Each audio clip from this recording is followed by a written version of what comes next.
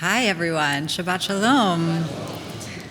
It's really wonderful to be back at WRT. And I just want to thank you for all of the wonderful words of praise last week. It was, I think, even more cathartic for me to be here than for the audience.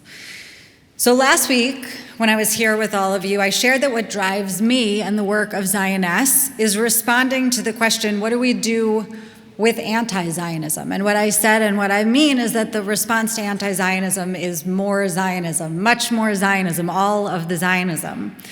I talked last week about Zionism as liberation, as freedom, as an opportunity for the Jewish people to self-actualize and prosper religiously, culturally, and collectively as a people in a way we were not able for 2,000 years prior to 1948. In this moment of grief over the threat that Hamas poses to the state of Israel and the people of Israel, many of our declarations of Zionism relate to our solidarity with the state and the people who live there, the state that the modern political Zionist movement ultimately produced in 1948.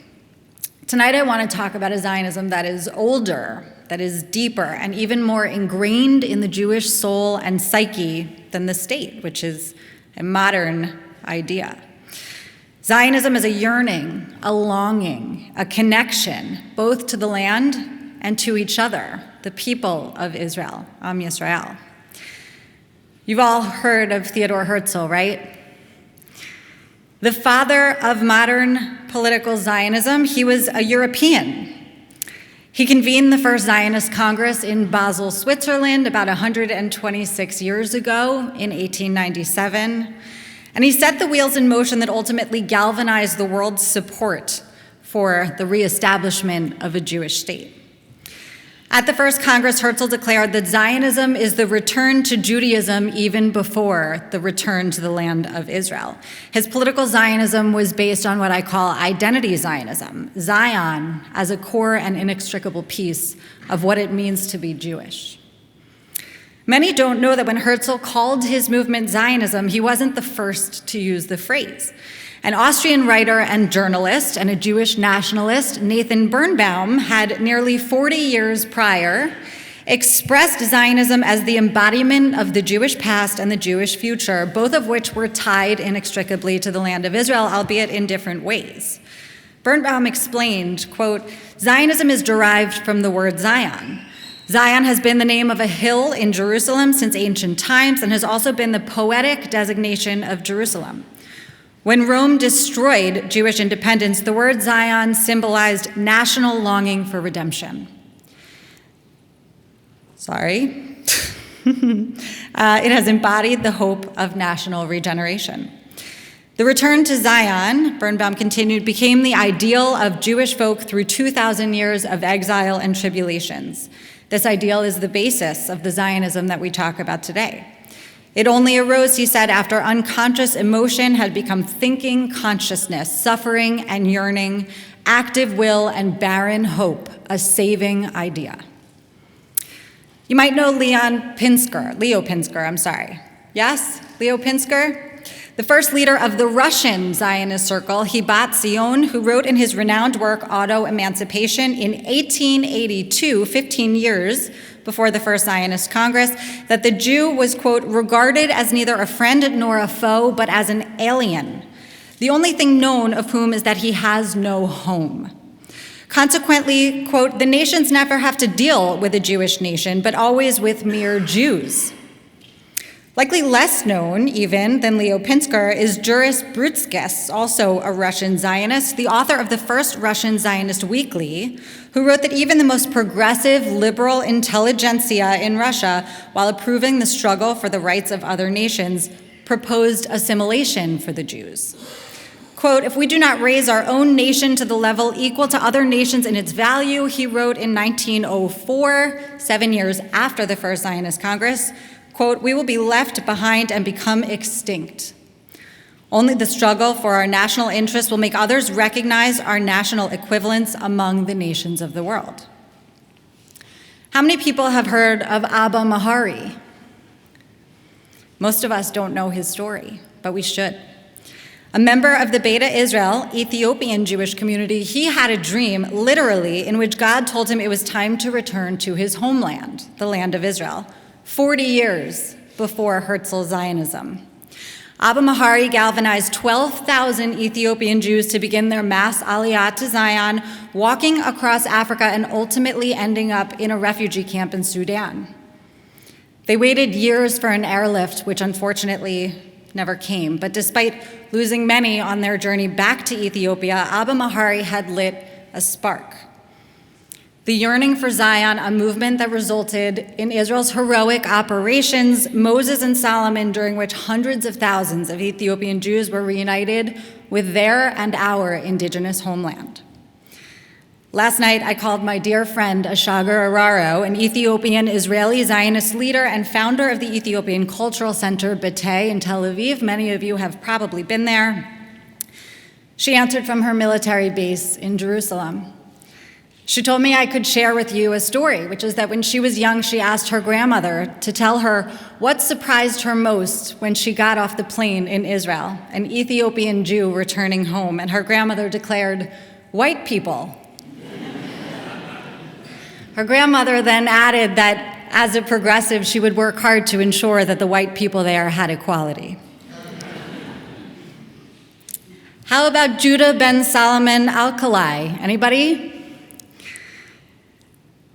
A Sephardic Jew born in Sarajevo, Rabbi Alkali declared, quote, "The salvation of Israel lies in addressing to the kings of the earth a general request for the welfare of our nation and our holy cities, and for our return in repentance to the house of our mother."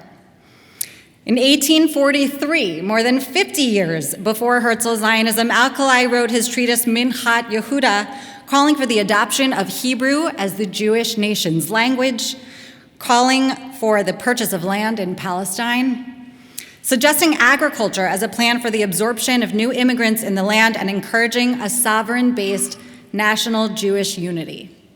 In 1874, 23 years before the convening of the First Zionist Congress, Alkali moved at the age of 76 to live in the Jewish homeland. Neb Ezra, a name we know, an Iraqi Jewish scholar, writer, publisher, and activist born in Lahore, modern-day Pakistan, who lived most of his life in Shanghai. Ezra founded the Shanghai Zionist Association in 1904 and edited its publication, Israel's Messenger, for decades. He was such a prominent Jewish leader in China that the pre-communist Chinese provisional president, Dr. Sun Yat-sen, wrote him a letter in 1920 declaring that Zionism was, quote, "one of the greatest movements of the present time. All lovers of democracy cannot help but support wholeheartedly and welcome with enthusiasm the movement to restore your wonderful and historic nation," the letter said. This week's Parsha, Parashat Noach, tells the story of the Tower of Babel. At the time, the whole of humankind spoke one language, and instead of heeding God's command to be fruitful and multiply, the people decided to make a name for themselves by building a tower high into the heavens. There are many interpretations of the goal of this tower, but what was clear is that the people who built it were defying God's wish that they disperse among the land. Instead of another natural disaster like the flood that had preceded the tower's construction, God responded by turning the one shared language of all of the earth's people into many languages, making communication and therefore continued destruction of the tower impossible. Connected now only by language, essentially in tribes, the human family dispersed throughout the world. The story makes us think about the purpose of building. Are we building for selfish reasons, to project power or to stay insular? Or are we building for good, for justice, for progress? Are we building to bring people together, to advance humankind, and to liberate? Do you see where I'm going with this? Zionism, the beating heart of Jewish peoplehood, is the only thing that united the Jewish people in the diaspora for 2,000 years. From every corner of the earth where we resided, whether Germany or Austria, China or Iraq, Ethiopia or Spain, Bosnia and Herzegovina or Tsarist Russia, speaking different languages, living in different cultures, eating different foods, and yes, experiencing different forms of oppression, the Jewish people prayed in the direction of Zion. We declared next year in Jerusalem on major life cycle events, just as we do today. We said, Shema Yisrael 3 times a day. And we longed to return. The diverse Jewish people, a nation in exile, has been connected across time and place for thousands of years, as I said before, not just to the land, but to each other. Jews who didn't know that other Jews existed were just as connected. Zionism is the ingathering of the exiles, and in building the Zionist dream, the modern state of Israel, the Jewish people returned not only to our birthplace, but to the language of our birth, Hebrew. Zionism is a radical movement of liberation, the world's original and most successful movement of liberation. The anti-imperialist, decolonial movement to return an indigenous population to our ancestral homeland and the expulsion of the British imperial forces that were controlling the land when we returned. Contrary to the narrative we're seeing everywhere we look right now, Zionism is the opposite of racism and white supremacy. It is the emancipation of Jews from every corner of the globe, of all races and colors and ethnic backgrounds and cultures, in a country built for the purpose of progress, committed to serving as a light unto the nations. Over the last 2 weeks, many of us have felt that our liberation has been threatened. And we American Jews understand even more clearly than usual that Israel's strength is the strength of the Jewish people. We feel viscerally today something that we've all known intellectually, which is that relative Jewish safety in the diaspora is a phenomenon unique to the last 75 years, a blip in the timeline of Jewish history. Jews have largely assimilated into the mainstream in this country. We've been represented in civic, social, and political settings by strong and varied Jewish communal institutions and synagogues, and some have perhaps naively come to believe that Jewish existential vulnerability was in the rearview mirror. There's one reason that we've even been able to come close to this idea that we are not vulnerable anymore. That reason is the existence of the state of Israel, a miracle by any definition of justice, the manifestation of a 4,000-year-old dream, and the emancipation of the world's most enduring persecuted minority community, the Jewish people. Our parents and grandparents built a modern state only 3 years after our attempted extermination, leaving the gas chambers of Europe, the violent pogroms of the Arab world, and the religious persecution of the Soviet Union and Ethiopia behind. Zionism, our extraordinary movement of liberation and self-determination, gave the Jewish people the strength, the resilience, the endurance, and the hope to be the change that we wished and frankly needed to see in this world. We're here in New York. It has the largest Jewish community in the world outside of Israel. We're physically safe, at least compared to our Israeli siblings. There are no bombs or missiles going off here.